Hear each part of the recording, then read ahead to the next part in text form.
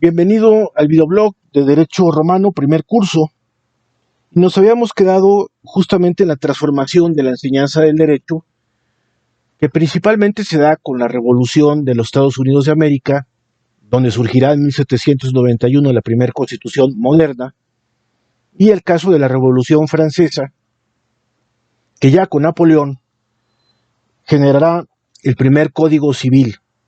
Ya se habían intentado en el sur de Alemania, particularmente en Baviera, que existiesen códigos de derecho penal, bajo los impulsos intelectuales del marqués Cesare de Beccaria, autor del libro de las leyes y las penas.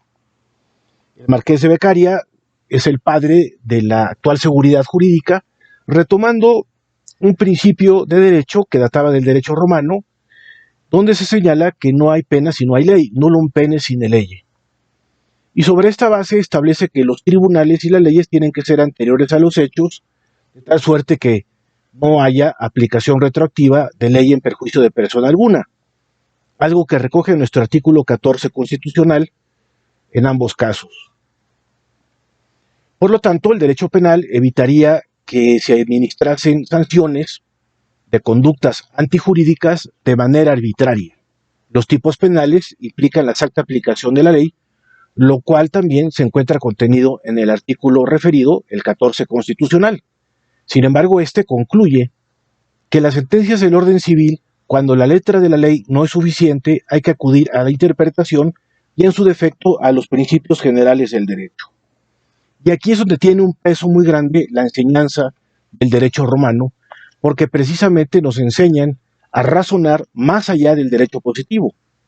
De entrada, no conviene quedarnos solamente con un estudio memorístico de las leyes positivas, porque las leyes son susceptibles de mutar, se modifican.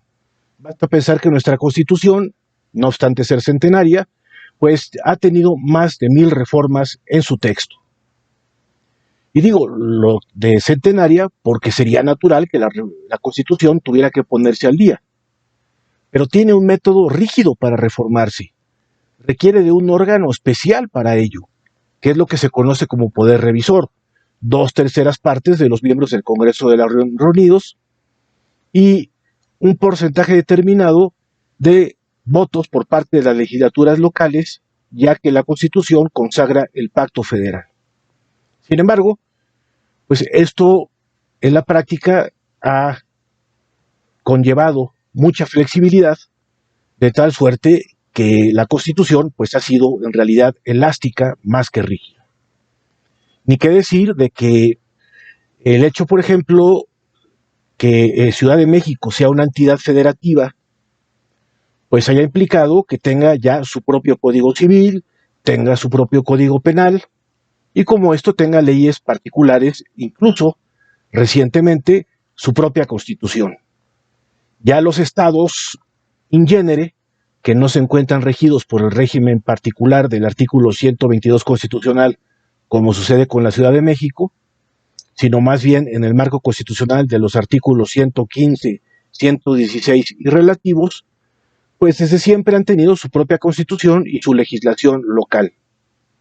Bueno, el hecho de que Ciudad de México tenga sus propias leyes, pues nos obliga a estudiarlas, porque hay grandes diferencias entre el Código Penal de la Ciudad de México con los códigos penales de otros estados, como también hay muchas diferencias entre el Código Civil de la ciudad con respecto a códigos civiles de otras entidades. Dicho esto, el jurista, que va más allá de ser un mero gestor del derecho, que va más allá de ser un mero abogado, sino que es alguien que razona jurídicamente, tiene que tener estas habilidades intelectuales precisamente para poder hacer frente al reto que le expone el derecho positivo. Nos dice Gustav Radbruch en este libro totalmente recomendable, Introducción a la Filosofía del Derecho, publicado por Breviarios de Fondo de Cultura Económica. Yo manejo aquí en mis manos la edición del año 2005 que fue impresa aquí en México. Nos explica de alguna manera cómo fue el fenómeno codificador que llevó al límite de las escuelas de enseñanza del derecho a ceñirse a los códigos y no al razonamiento jurídico de mayor hondura, pero a la vez nos habla de cómo teníamos una puerta abierta a poder hacer algo más que limitarnos a la estricta interpretación de la letra de la ley. Voy a leer lo que dice en el párrafo tercero cuando habla acerca del Código Civil francés Gustave Radbruch. En la edición que tengo en mi poder es la página número 74.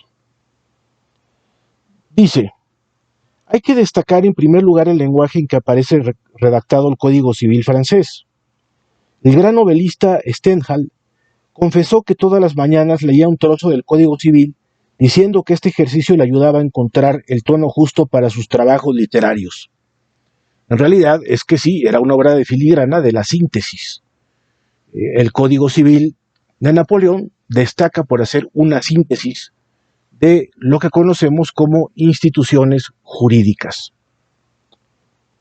El Código Civil no tiene una redacción casuística, sigue diciendo Radbruch, pero no se halla tampoco dominado por la quimera de resolver de antemano, mediante exageradas abstracciones, todos los casos jurídicos imaginables, cosa que sí se pretendía originalmente. Cabe decir, aquí hago un paréntesis, es decir, se buscaba que los códigos evitaran la dispersión de opiniones jurídicas y que hubiese una concentración prácticamente matemática de soluciones a los problemas del derecho en un código.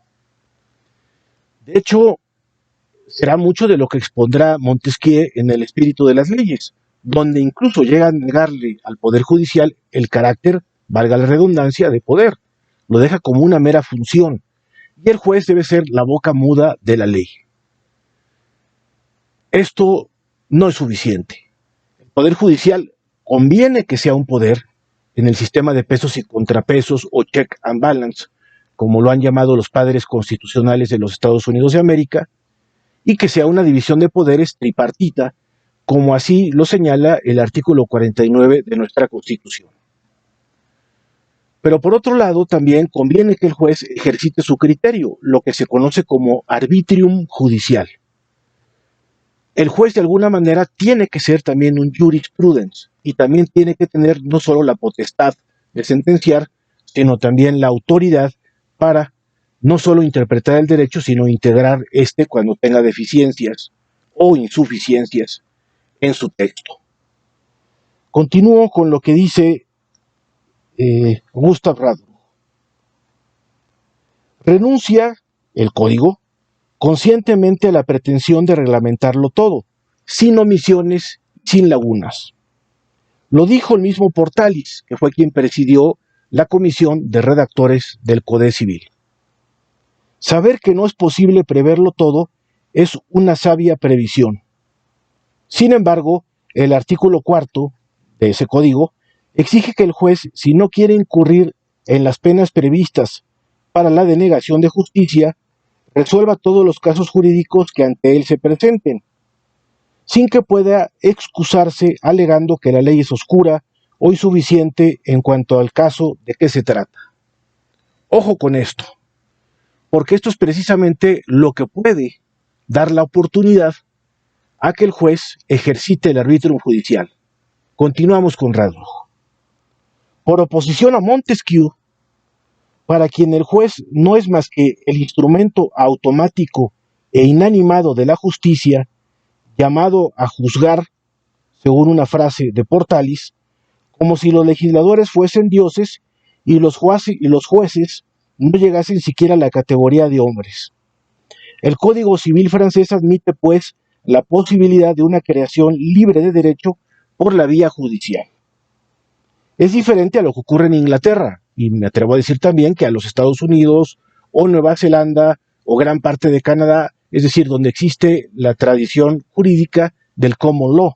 Nosotros pertenecemos a la tradición jurídica precisamente del civil law, dado el fenómeno codificador. Volvamos a Radbruch. A diferencia de lo que sucede en Inglaterra, en Francia los fallos judiciales solo tienen efectividad para el caso concreto, pero no fuerza de ley. Esto para casos futuros. Pero la jurisprudencia, aunque no tenga fuerza de ley, aparece de hecho revestida de gran autoridad. Esa jurisprudencia es una recolección de lo que conocemos como doctrina judicial. Y aquí terminamos con lo que nos ha compartido Gustavo. En México, la jurisprudencia tiene fuerza vinculante como criterios de interpretación para las autoridades judiciales. Esto desde la primera ley que así lo previno en 1881, que viene siendo en realidad la tercera ley de amparo, pero sí la primera que regula jurisprudencia, una ley redactada especialmente por Ignacio Vallarta. Y tenía que ser una reiteración de criterios, cuando menos 5 ejecutorias en el mismo sentido y de manera ininterrumpida, de tal suerte que esto pudiera asentar que esos criterios sean generales. Pero ojo, los jueces materialmente no legislan.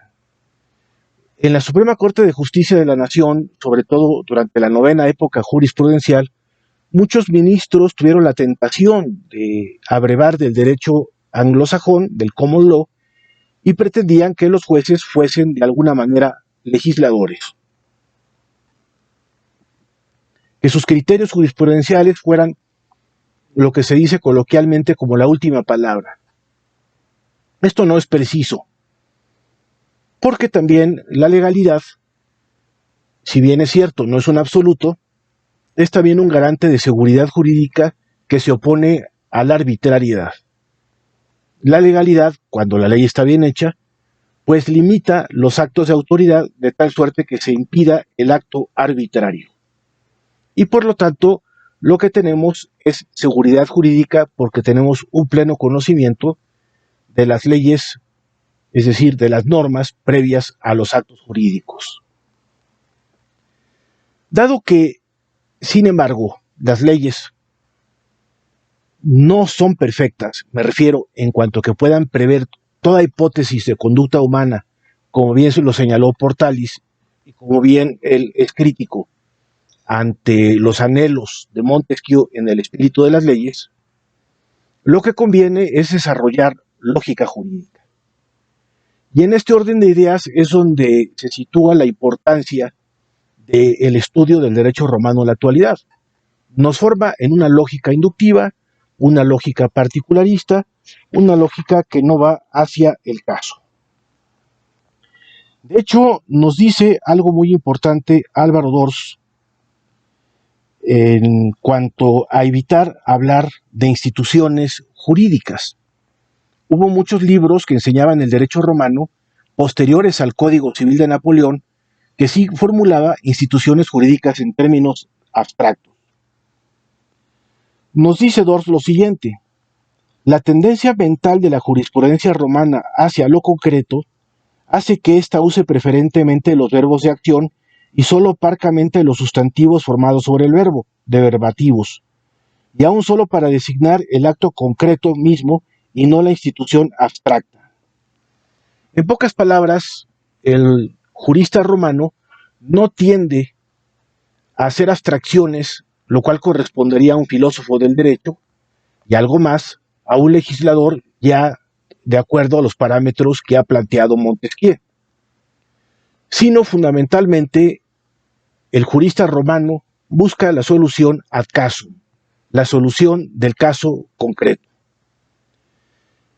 En este sentido, la casuística o abocarse al problema es lo que se conoce como tópica. Y reitero que se trata de una lógica de carácter inductivo donde partimos de la premisa individual del problema concreto, ad casum, para, en casos excepcionales, poder predicar, poder decir instituciones o relaciones jurídicas con un carácter de abstracción. Nos vemos en el próximo vídeo.